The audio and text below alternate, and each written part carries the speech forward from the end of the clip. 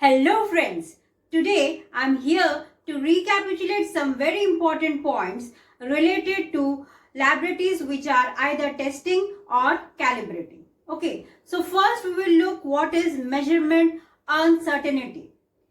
Well, measurement uncertainty is the expression of statistical dispersion of values attributed to a measured quantity. Okay. So, whenever we see final results after calibration of instruments or any apparatus or any testing parameters, how does the final result looks? Final result plus minus measurement uncertainty, and always keep in mind the measurement uncertainty and the measurand value should have the same unit. They should have the same units. Okay.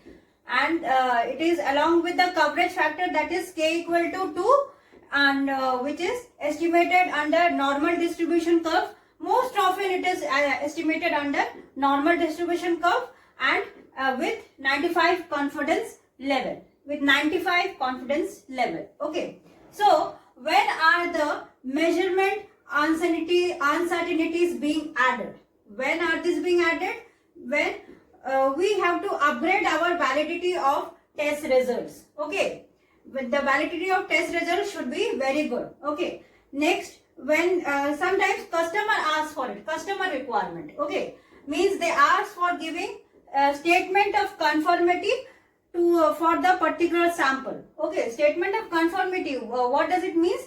He is asking, should I accept this customer is asking, should I accept the sample or should I reject the sample according to your analysis? Okay. For example, if we have a water which is having lead, and as we know, lead is a very carcinogenic, it is very harmful to the human body. So, according to your analysis, should the customer accept the sample or should he reject the sample? He is asking for the statement of the customer is asking for the statement of conformity. Okay.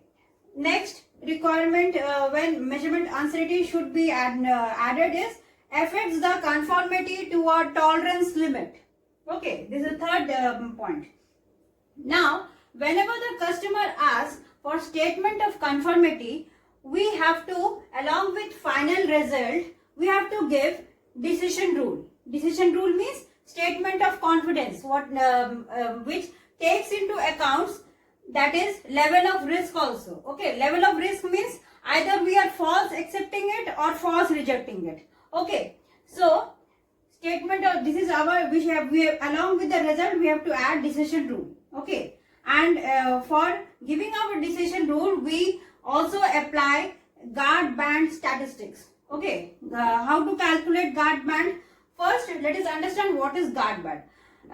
As we know, guard band is the difference between the tolerance limit and the corresponding acceptable limit. Okay, it is the interval between the tolerance limit and the corresponding acceptable limit. Okay, so how to calculate guard band? What is the formula?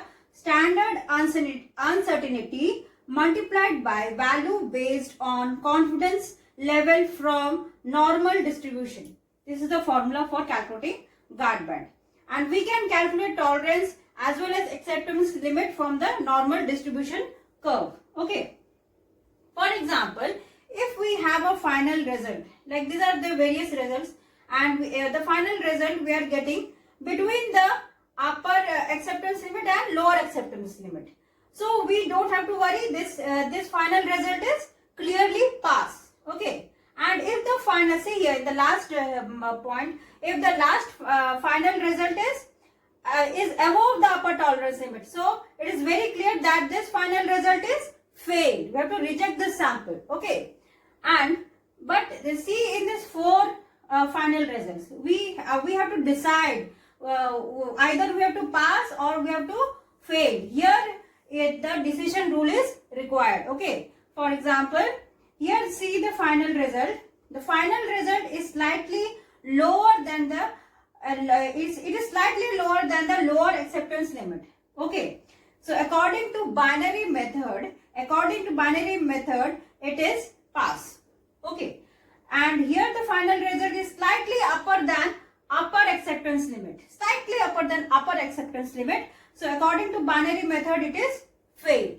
Okay, and here see the fourth result. See, this final result is slightly upper than the upper tolerance limit. So it is conditional fail. It is conditional fail according to non-binary method. Okay, and here the final result is slightly lower than the upper tolerance limit. It is conditional pass according to non-binary method. Okay, so this was our introduction of measurement uncertainty. Now we will look how to calculate measurement uncertainty. As we all know, we have to first take out the mean or average, then we have to calculate standard uncertainty, then next we have to combine the standard uncertainties, and at last we have to take out the expanded uncertainty. Okay, and step by step we will also look at types of estimation of uncertainties, that is type A and type B, factors which influence uncertainties. Okay, so now let us move to the next point. Next, let us look at some of the rules. Okay, first rule, we report uncertainties to one significant figure. We report uncertainties to one significant figure. Okay, for example, if 6.45 is our measurement value, and our uncertainty is 0.0035 gram, how much is the significant figure present here? Two significant figures present here. Okay, but according to the rule, in uncertainty, only one significant figure should be present. So this should be represented as 6.45 plus minus 0.004 gram. Here in uncertainty, two significant figures, but here only one significant figure. So this value should be represented as this. Okay. Now come to the next rule, that is, if our uncertainty has fewer decimal places then our calculation, we edit the calculation. Means our uncertainty has got fewer decimal place. After the decimal only a single number is there. Okay, so we have to edit our calculation also to the single value. This final result should be represented as 8 plus minus 0.4 gram. Okay, now let's come to the next rule, that is, when adding or subtracting measured values, we always add uncertainties. Uncertainties are always being added. Either the measured values are being added or being subtracted. Okay. For example, this is a special note. While subtracting, even though our values get smaller, okay, while subtracting our values will get smaller, but the impact of uncertainties compound. But impact of uncertainties are always being added. Okay. For example, if we let us see the addition part. This is the volume of water being pipetted out from a 5 ml pipette. Okay. So here this is first one has pipetted first being pipetted is 4.5 plus minus 0.05 centimeter cube.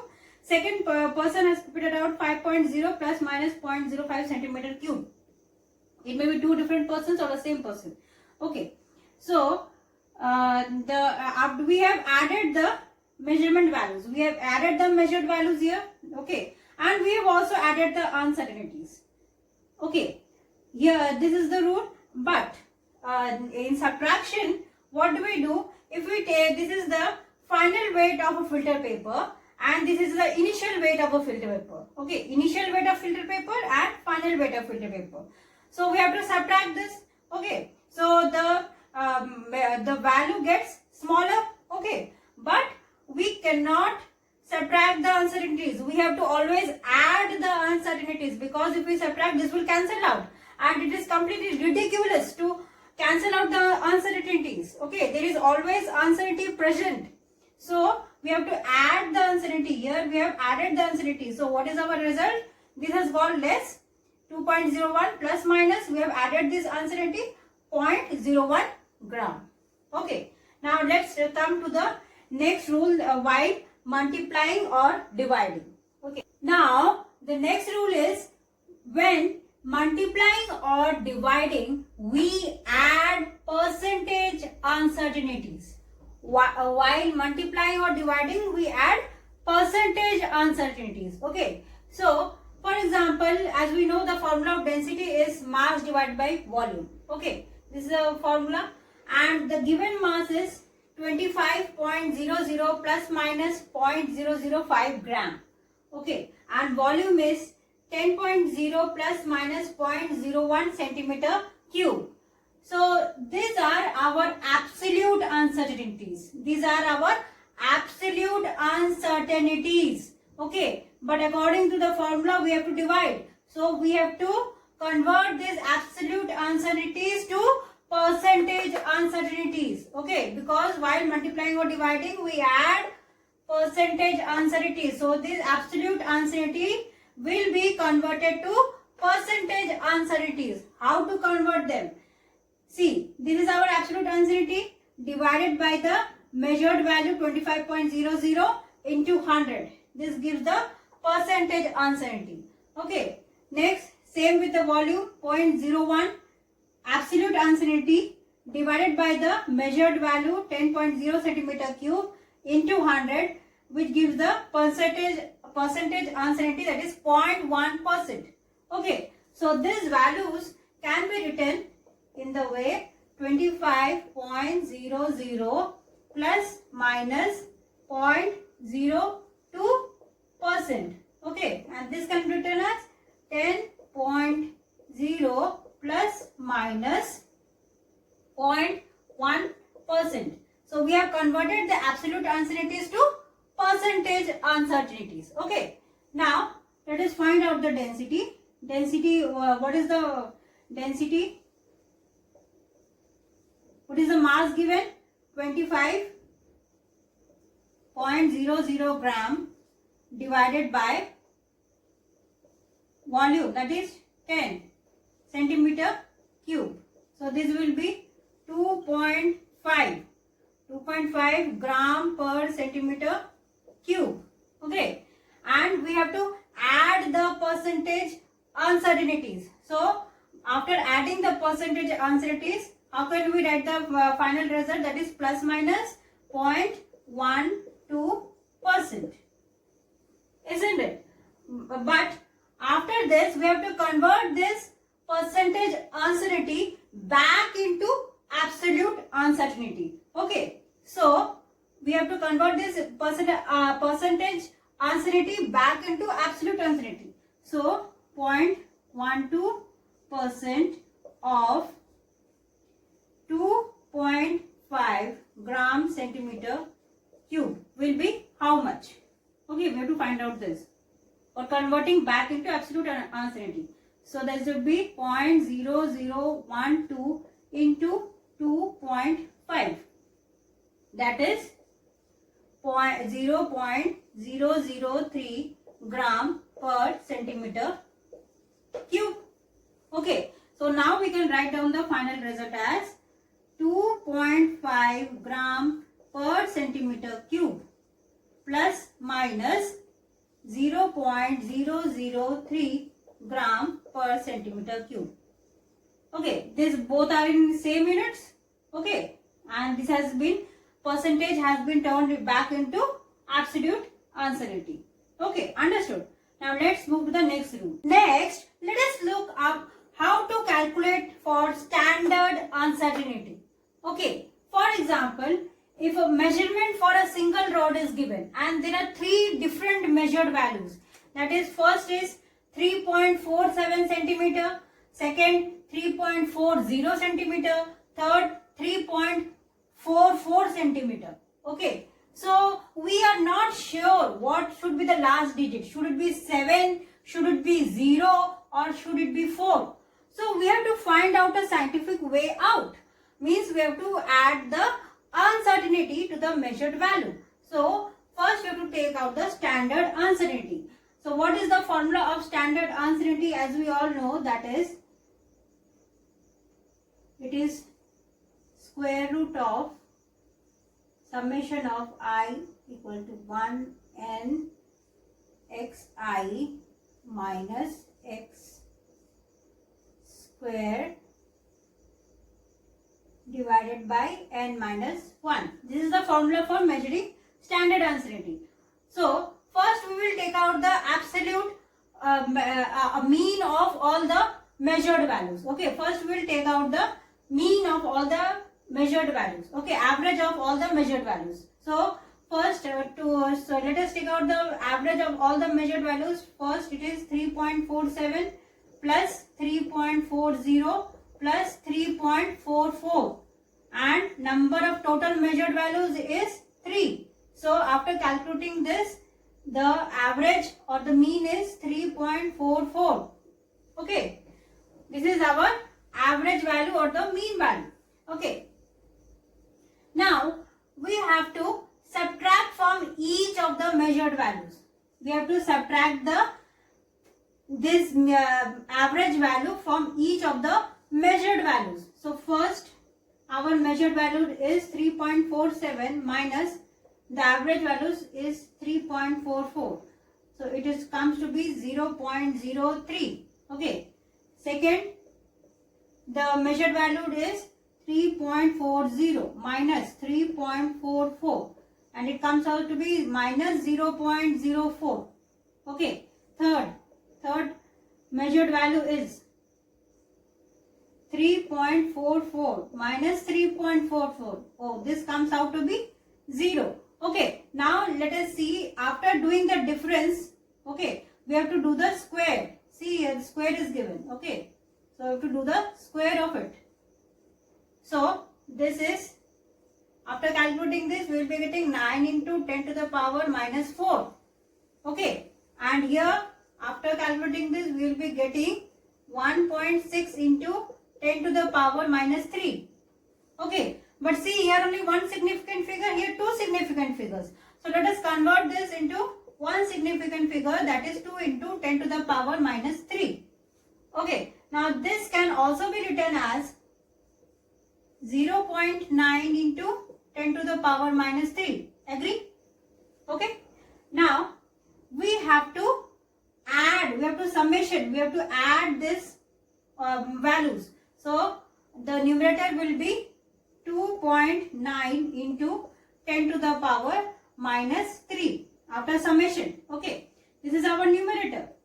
Okay, but we have to take a single significant number, only one significant number. So let us turn this into 3 into 10 to the power minus 3.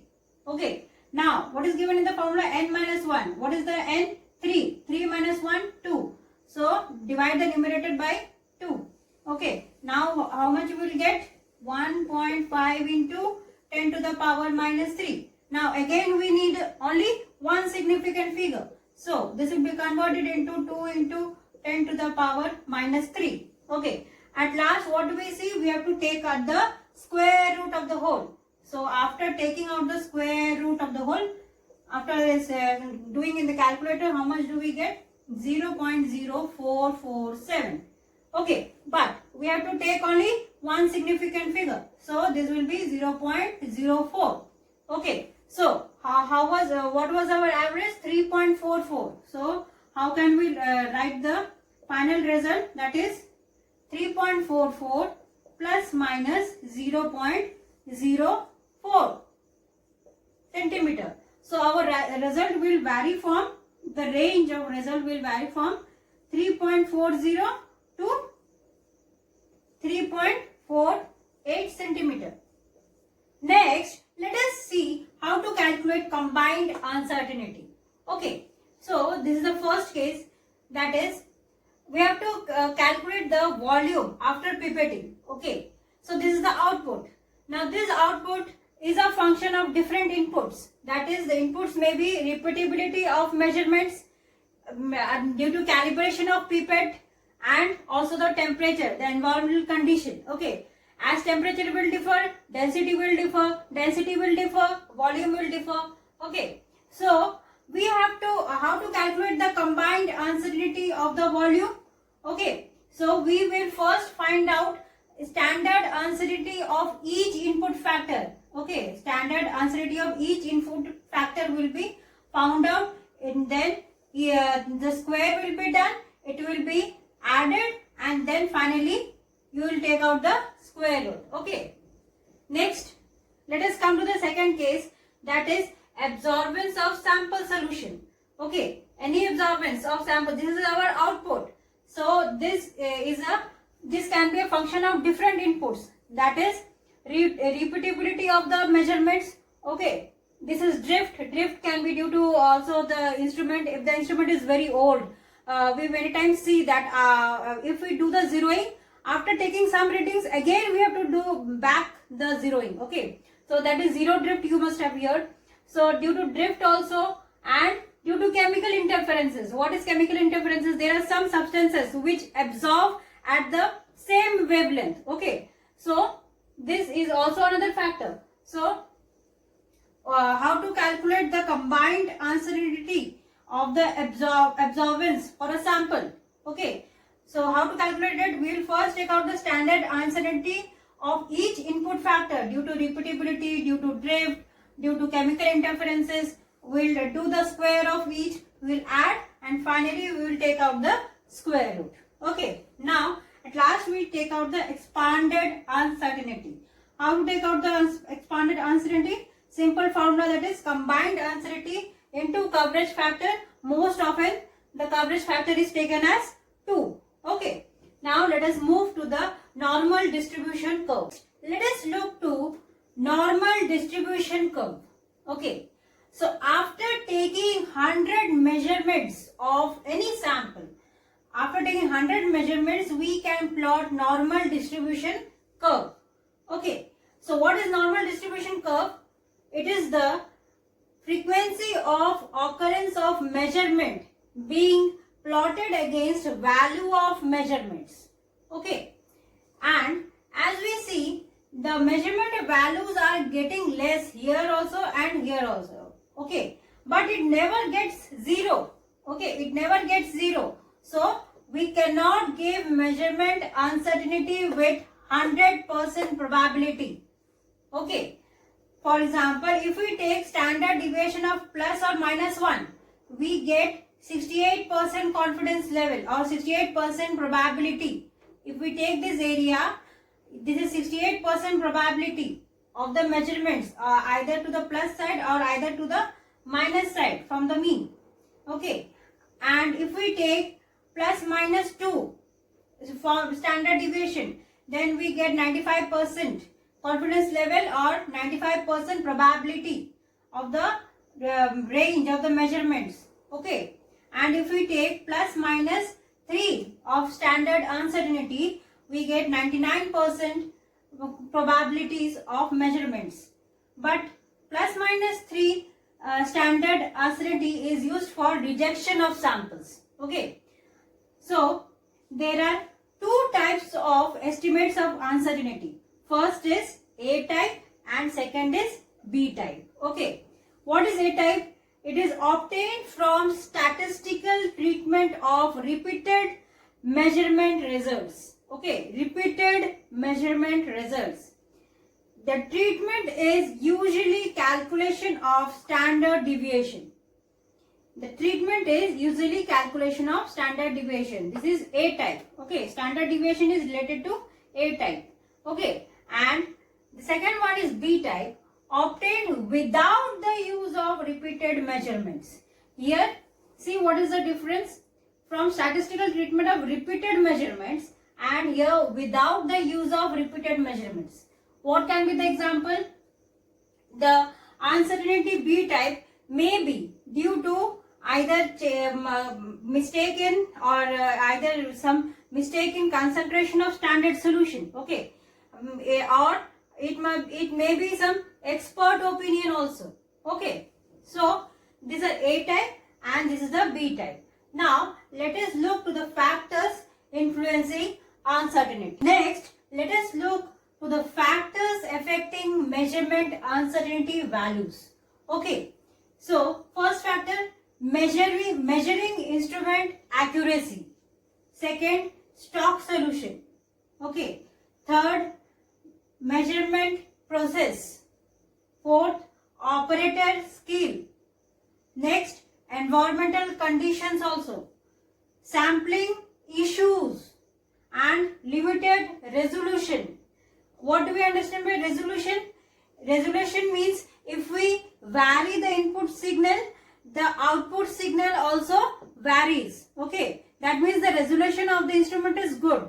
But if we are varying the input what we are giving, but the output is not varying according to the input, that means the resolution is not good of the machine, okay, of the apparatus. Okay, so limited resolution. And the last one is due to repeatability. Okay, so measurement uncertainty compensates all the effects during measurement. Okay, it tells us how good is our final result. Okay, now next let us see the difference between limit of detection and limit of quantification. Okay, so what is limit of detection? It is the smallest concentration of an analyte in a test sample that we can easily distinguish from zero. Okay, so limit of detection results are precise in nature. Okay, they are not close together to the true value. They are together, the values are together, but they are not close to the true value. So this the limit of detection shows precise kind of results. Okay, now what is limit of quantification? Limit of quantification is, it is the smallest concentration of an analyte in a test sample that we can determine with acceptable repeatability and accuracy. Okay, so the results are accurate here. This means the results close together to the true value. If this is the true value, the results are close together to the true value. Okay, in limit of quantification, it's the result shows accuracy, and in limit of detection, the result shows preciseness. Okay, and the next important thing which we should always keep in mind, that limit of detection is always less than limit of quantification. Okay, limit of detection is always less than limit of quantification. Limit of detection is only if we are spiking any sample with a minimum amount of concentration, that is only 2 ppb. Okay, so we are getting only a signal for 2 ppb. We cannot quantify that it is 2 ppb or 2.1 or 1.9. So okay, so this is called limit of detection. We are getting only a signal that a minimum quantity of analyte is present in the sample. But what is limit of quantification?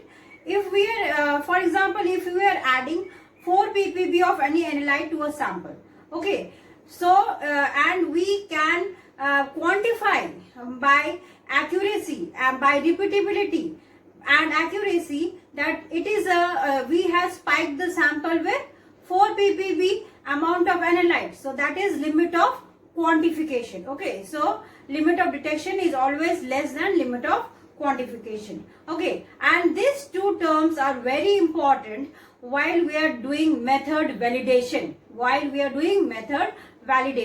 Okay, and we also calculate relative standard uncertainty. Okay, we also calculate relative standard uncertainty while measuring measurement uncertainty. And the relative standard uncertainty should be always less than 2%. Okay, now let us see some more important rules. That is, risk-based thinking should rely on performance-based requirements. Okay, so for a good lab, risk-based thinking should rely on performance-based requirements. It should not rely on some prescriptive requirements. Okay, always it should rely on performance-based requirements. And next important thing is 3 requirements to be addressed by a laboratory in its quality policy are: first, Impartiality. Impartiality means presence of objectivity. Now, what do we understand by presence of objectivity? Means we have what we are saying, we have an evidence for it. Okay. What is subjectivity?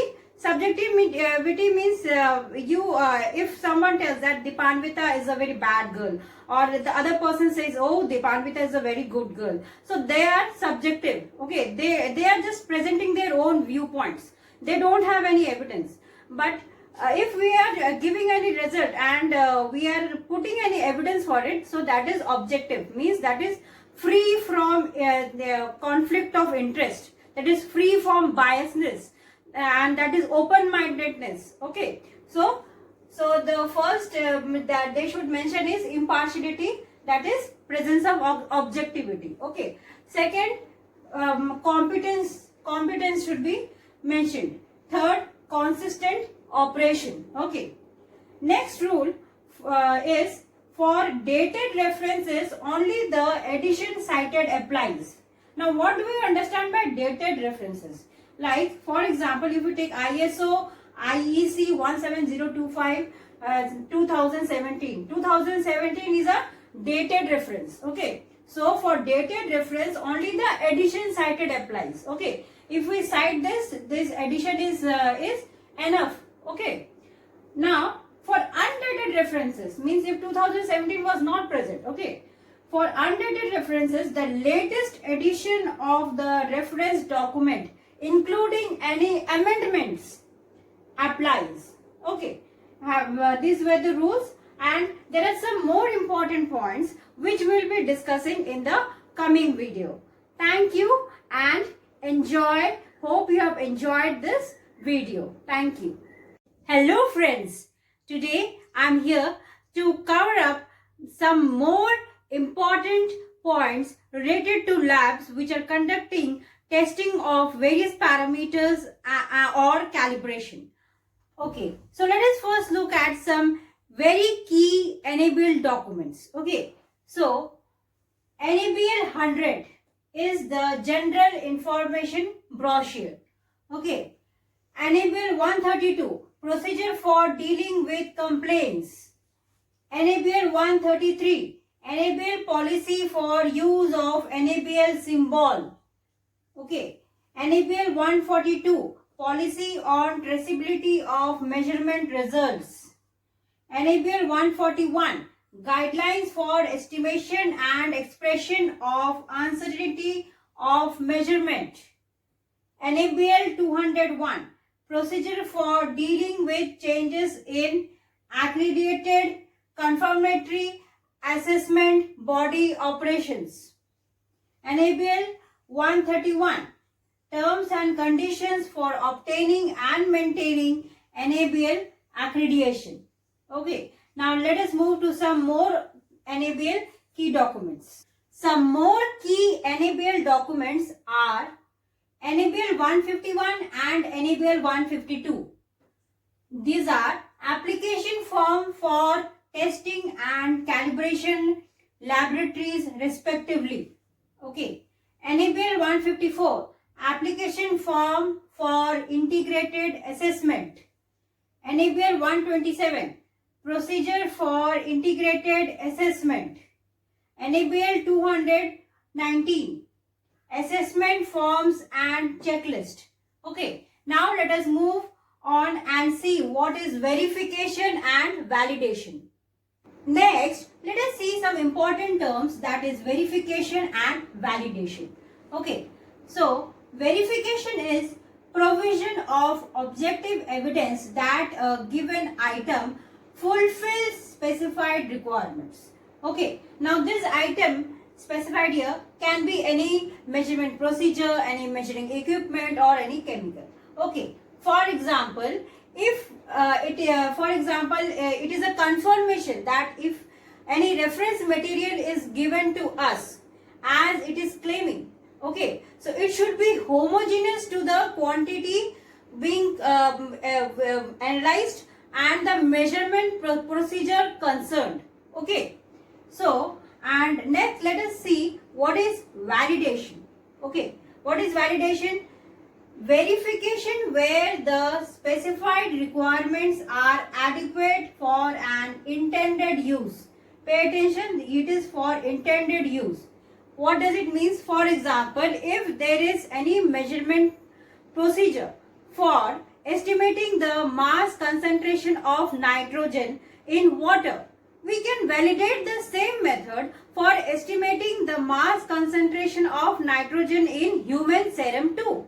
Okay, and we must not confuse this verification with calibration. Okay, and every verification is not a validation. Okay, now let us move to the next important point. Now let us see some more important rules that should be followed for a good confident lab.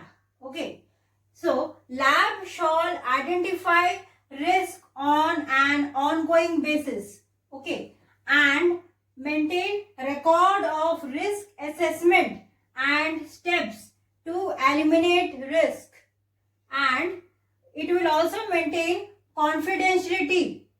It will and also confidentiality obtained or created during lab activities. Okay, so it should maintain record of risk assessment. Okay, it should identify risk and the steps taken to eliminate the risk, and it should also maintain confidentiality. Okay, now let us see the difference between inter-laboratory comparison and intra-laboratory comparison. Okay, so what is inter-laboratory comparison? It is evaluation of measurements or tests on the same or similar items by two or more laboratories in accordance with predetermined conditions. Okay, the conditions are already predetermined, and why same or similar are being mentioned here. For example, if I give a apple, okay, and I ask various persons to analyze the contents present in it. So I am giving the single piece of apple. Okay, that is same. Okay, now if I cut the same apple into equal parts and I give it to various persons. Okay, so it will be similar. It will be not same. It will be similar. Okay, so this inter-laboratory means it is occurring between two or more laboratories, and what occurs in intra, it happens within the same laboratory. Okay, it happens within the same laboratory. Now let us move to the next important. Next, let us look what is proficiency testing. Okay, so it is evaluation of participant performance against pre-established criteria by means of inter-laboratory comparisons. Okay, and what is NABL 163? NABL 163 is policy for participation in proficiency testing activities. And another related information is a competent proficiency test provider is one who meets the requirements of ISO IEC 17043-2010. Okay, now let's move to the next important. Now let us look to some more very important points. That is 3 different methods that laboratory shall validate as per ISO IEC 17025-2017 are: first, non-standard methods; second, lab developed methods; third, methods used outside their intended scope. Okay, the next important point is the laboratory shall define and document the range of laboratory activities for which it conforms with this document. Okay, next important point, the laboratory shall have access to equipment that is required for the correct performance of laboratory activities that can influence the results. Last important point, the laboratory shall monitor, control and record environmental conditions in accordance with relevant procedures or where they influence validity of results. Okay. Now let's move. So next we will understand what is metrological traceability. Now what is traceability? Traceability is unbroken chain of calibration. Means if we have got a reference standard, it has been already calibrated by a higher level standard. Okay. So for a good lab, what does it say? The laboratory shall ensure that measurement results are traceable to the International System of Units (SI) through first calibration provided by competent laboratory, second certified values of CRO. Okay, this is the first point, calibration provided by competent laboratory and certified values of CRO. These are the 7 basic units. 7 basic units given by SI. The quantities are given, the unit names are given. For electric current it is ampere, for temperature it is Kelvin, for time it is second, for length it is meter, for mass kilogram, luminous intensity candela, amount of substance mole. We all know all this. So it is a unbroken chain of calibration. For example, in the lab, if we make any working standard, we standardize it with secondary standard. Secondary standard chemical is being standardized with primary standard chemicals. Okay. In the same way, if we calibrate any, if in our lab we want to calibrate any instrument, we send it to the secondary lab. Okay. And this secondary lab calibrates its reference to a higher standard. It sends its reference materials to primary lab, and this primary lab refers to National Metrological Institutes. Okay, National Metrological Institutes like NPL, NMI, BIPM. Okay, and all this refers to a higher standard, higher reference standard, that is highest SI. Okay. So let us move to the next point. Next, some very important points are as follows. The laboratory shall have a sampling plan and method. The sampling method shall describe first the selection of samples or sites. Second, the sampling plan. Third, the treatment of samples from a substance to yield the required item for subsequent testing or calibration. Okay. Next important point is the laboratory shall have a procedure for the review of requests, tenders and contracts. Okay. The third point, important point, is the laboratory shall ensure that externally provided products and services conform to the laboratory's established requirements. Okay. Now let's move to some other very important points. Next important points are as follows. First, the laboratory shall ensure that amendments to technical records can be tracked to previous versions or to original observations. Okay. Next important point is the laboratory shall have a procedure for monitoring validity of results. It should be planned and reviewed. Okay. So what can we do? We can do intermediate checks on measuring equipment. Second, replicate test or retesting. Third, testing of blind samples. Fourth, correlation of results for different characteristics of an item. Now, how can we understand the correlation of results? For example, there are 3 examples. Ammonia must be less than TKN. Okay. For the same item, for the same sample, the ammonia must be less than TKN. Second, COD must be greater than BOD. Third, there cannot be a measurable alkalinity if the initial pH is lower than 4.5. Okay, now let's move to some more important points. So next important points are: a calibration certificate shall not contain any recommendation on the calibration interval except where this has been agreed with the customer. Okay. Next important point: the laboratory shall establish, document, implement and maintain a management system that is capable of supporting and demonstrating the consistent achievement of the requirements of this document and assuring the quality of laboratory results.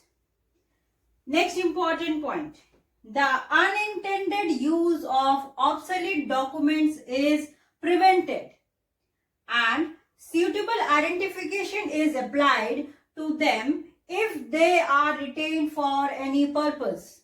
Okay, now let's move to the next. So next important points are: the laboratory shall implement the controls needed for the identification, storage, protection, backup, archive, retrieval, retention time and disposal of its records. Okay. Now what are non-compliance? Non-compliance, it is non-fulfillment of requirements. Okay. So it may be related to the quality system. Second, it may be related to the technical activities. Third, wrong use of NABL symbol. And last, difference between work practices and documented instructions. Okay, the major non-compliances are: absence of procedure required by standard. Second, significant failure to implement a procedure. Example, many small NCs. Third, direct effect on quality of results. All other non-compliances are minor. So I have covered most of the important points related to laboratory management system and internal auditing. Hope you must have enjoyed the video. Thank you.